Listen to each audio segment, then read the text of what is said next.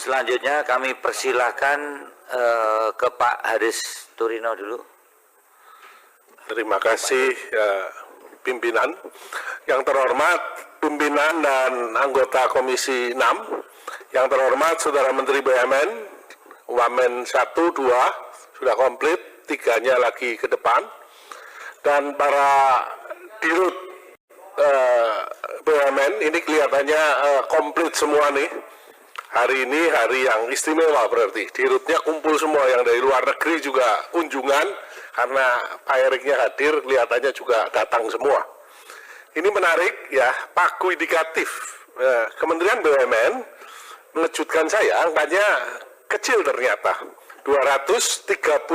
Saya pikir Pak Erik kaya, ternyata tidak besar-besar amat. Ya, apalagi kalau dibandingkan dengan aset kelolaan BUMN yang mendekati 9.000 triliun, pendapatan BUMN yang mendekati 2.000 triliun, dan total setoran ke pemerintah, pajak, dividen, dan PNBP 371 triliun, dan mampu mengenerate laba 126 triliun. Sebenarnya 126 triliun ini angka besar, tapi kalau kita lihat return on asset-nya, itu memang masih sangat kecil, 1,4%. Tapi dari sisi pagu indikatifnya memang kecil sekali. Memang dipisahkan antara pagu indikatif dengan PNM. PNM-nya cukup besar, mendekati 70 triliun. Ya, padahal kalau kita estimasi saja berapa besar kira-kira dividen yang akan disetorkan balik kepada pemerintah, 2023 estimasi saya maksimal sekitar 55T, tidak lebih dari itu. Ya, ini yang pertama. Yang kedua, langkah restrukturisasi BUMN dari 108 target menjadi 41. Ini prosesnya sampai di mana, Pak Menteri? Kemudian perlu dicatat bahwa holdingisasi ini jangan sampai hanya menggabungkan BUMN sejenis tapi semuanya sakit. Misalkan contohnya di Perindo. Ya. Ini orang-orang sakit dikumpulin jadi satu, ya jadinya saling menularkan dan tidak selesai-selesai. Kemudian untuk penyempurnaan holdingisasi di Injourney, sampai sekarang kan belum clear. Apakah ini akan menjadi strategic holding atau seperti sekarang aja, klaster-klaster seperti ini. Yang ketiga, saya mau masuk ke PNM. Total 70 triliun dan terbesar adalah Utama Karya, 30T, untuk menyelesaikan 2.700 km tol Sumatera. Apakah dengan 2023 30T, apakah tol ini akan sudah selesai nyambung? Dan bagaimana ke depannya? Apakah proyek ini memang financially not visible walaupun economically visible? Sehingga jangan sampai kejadian tol Manado Likupang terjadi, di mana saat itu analisanya adalah financially and economically visible, tetapi ternyata salah hitung number of traffic-nya, sehingga penyelesaiannya mundur dan akibatnya tentu harapan return-nya juga mundur banyak sekali. Mengenai PNM ini paling tidak ya, ya, penyertaan modal negara PMN ini paling tidak kalau ada visibility study-nya, ya, kalau kita mengajukan di perusahaan swasta ya, kan ada hitung-hitungan IRR dan NPV-nya paling tidak, ya, atau paling tidak cost and benefit analysis-nya. Itu kalau bisa di-share ke kita di Komisi 6, kita bisa membantu ikut mengawasi.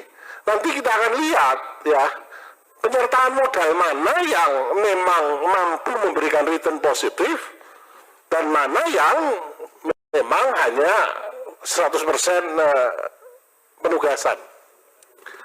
Mengenai privatisasi yang kaitannya dengan MN 2022, yaitu Waskita, ADI, dan BTN. ini rencana dilakukan right issue. Nah, sebenarnya kan sudah ada alokasi dana dari pemerintah di 2022. Maka sasaran right issue ini apa? Apakah mempertahankan porsi kepemilikan pemerintah, ya, supaya tetap seperti dalam kasus ADI dan BTN? Tapi kenapa dalam kasusnya Waskita ini kepemilikan pemerintah turun dari 75,35% menjadi 66,04%. Kemudian masuk ke aksi-aksi korporasi yang lain. Saya mau menyoroti pertama Pertamina. Di dalam RDP terakhir yang dijalankan secara tertutup, alasannya adalah karena belum RUPS. Ya, dalam RDP tersebut tidak ada laporan keuangan sama sekali yang disajikan kepada kita di Komisi 6.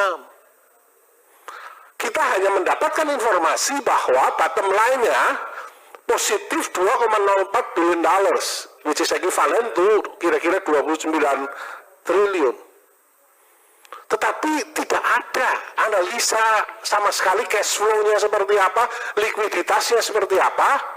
Kami bisa memaklumi bahwa kalau memang itu tertutup, seharusnya audited report-nya ada di tangan kita. Kalau urusan teknis silahkan di komisi yang lain, tetapi urusan kinerja ada di Komisi 6. Toh sudah tertutup, kenapa tidak dibuka kepada kita?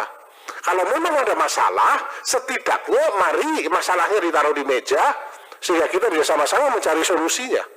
Sehingga tidak muncul isu-isu kerugian 191 triliun, dan yang paling concern adalah berapa besar sih sebenarnya utang pemerintah kepada Pertamina. Apakah ini akan dibayar? Kalau tidak, kalau kita lihat alokasi besaran subsidi untuk Pertalite 23,6 juta kiloliter dikalikan 5.000 saja itu 115 T. Kalau biodieselnya 10 juta kiloliter kali 8.000 itu 85 T. Sehingga in total 200 triliun. Apakah utang ini akan dianggap utang terus nanti bergulung semakin besar? Padahal tugas kami di Komisi 6 adalah bicara soal kinerja dari korporasi. Dan Pertamina adalah salah satu BUMN. Berikutnya mengenai Indonesia Reasuransi. Ini tadi idenya bagus sekali bahwa reas dijalankan kepada perusahaan reas Indonesia. Tadi butuh dana sekitar 3T tadi Pak Tiko ya. Apakah sudah dilakukan analisa berapa banyak perusahaan-perusahaan asuransi Indonesia yang jadi paksa untuk reas ke perusahaan kita? Apabila Indonesia reas diperkuat. Kalau sudah ada analisanya kan ini akan jauh lebih bagus. Ya. Untuk Semen Indonesia Group. Ini menarik, langkahnya adalah akan menggabungkan Batu Raja. Harapannya selesai tahun ini Pak ya. Di kapan itu? Karena saya lihat kinerjanya di Q1 2022 sudah lebih bagus dibandingkan dengan pesaing utamanya Indosemen. Di mana tahun 2021 kinerjanya separuh dari Indosemen. Saya pakai kriteria yang sama, net profit margin. Tadinya 5,6 dibandingkan pesaing di 10,2. Sekarang Q1 saja sudah di 6,1% dibandingkan dengan pesaing di 5,1%. Apresiasi kepada Pak Dirut. Mengenai PTPN 3, dalam RDP ada wacana untuk membangun sugar co sehingga kedaulatan gula ada di tangan Indonesia. Kembali seperti zaman sebelum merdeka. Nah, dibutuhkan dana katanya 21 triliun dari investasi asing. Itu progresnya sampai di mana? Karena tidak ada kabarnya sama sekali nih. Apa benar dalam 3 tahun akan bisa tercapai? Atau ini hanya satu wacana yang masih dianalisa dan dianalisa terus? Berikutnya mengenai Krakatau Steel. Saya sepakat dengan apa yang dikatakan oleh Bang Andre bahwa Krakatau Steel adalah industri yang sangat strategis. Apalagi konsumsi baja per kapita Indonesia masih sangat jauh di bawah negara-negara industrial yang lain, dibandingkan Singapura, dibandingkan Korea Selatan, dan seterusnya. Ada rencana right issue untuk mengurangi kepemilikan pemerintah dari 80 ke 60%, ya, tujuannya untuk membayar utang. Kalau kita lihat struktur utangnya Krakatau Steel, memang debt equity rasionya 6 kali. Dan total utang dibagi total asetnya sudah 85%. Sehingga ini perlu diamankan nih. Kalau right issue-nya diserahkan ke publik laku. Kalau kemudian tidak laku di tengah kondisi pasar yang belum menentu, apalagi ancaman kenaikan suku bunga di Amerika Serikat yang sedemikian nyata, maka rasanya ide bahwa BUMN lain yang punya ekses likuiditas bisa masuk ke dalam investasi ini, sehingga kepemilikan pemerintah tetap terjaga sangat dominan di 80%. Kemudian terakhir, mari kita sama-sama berdoa untuk Dirut Garuda yang sudah semakin kurus, ya. Semoga tanggal 15 ini benar-benar menang nih, ya, di dalam sidang votingnya. 17, tanggal 17 semoga menang. Nah, sejauh mana sih keyakinan menang? Duitnya sudah disiapkan di 7,5 triliun ini, ya tinggal tanda tangan. Persoalannya sejauh mana menang? Karena kita tahu ada satu lesor besar yang sampai saat ini kan belum bersedia ikut PKPU. Sehingga bagaimana nanti akhirnya? Dan tentu saja setelah nanti berhasil menang, tercapai homologasi, diharapkan segera dilakukan, ya, operasional maupun bisnis model yang baru yang memang mampu menyelamatkan Garuda.